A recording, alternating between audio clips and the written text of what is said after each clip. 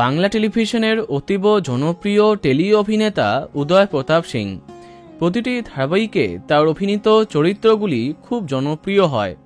এই মুহূর্তে উদয় প্রতাপকে দেখা যাচ্ছে জি বাংলা প্রোডাকশনের দুটি জনপ্রিয় ধারাবাহিকে।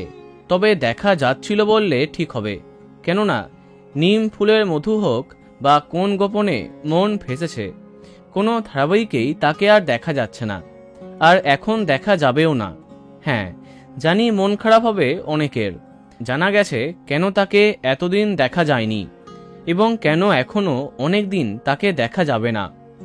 আগের সপ্তাহে শেষ হয়েছে সিসিএল, এইবার জিতেছে বাংলা। এই সেলিব্রিটি ক্রিকেট লিগের অন্যতম খেলোয়াড় উদয় প্রতাপ। তাই হয়তো নিম ফুলের মধুর গল্পে এত কিছু হয়ে গেলেও চয়নকে দেখা যায়নি। খেলা শেষে সম্প্রতি আবার ঘুরতে বেরিয়েছেন অভিনেতা। দুদিন আগে তার সোশ্যাল মিডিয়াতে এটা পোস্ট করে ক্যাপশন দিয়েছিলেন ভ্যাকেশন মোড অন। তারপর তার কোনো পাত্তা নেই। বোঝাই যাচ্ছে এখনও অনির্দিষ্ট সময়ের জন্য বাংলা টেলিভিশনকে বিদায় দিয়েছেন উদয় প্রতাপ সিং। দেখা যাক কবে তার কামব্যাক হয়। তো বন্ধুরা, তাকে কে কে মিস করছো কমেন্টে জানাতে পারো।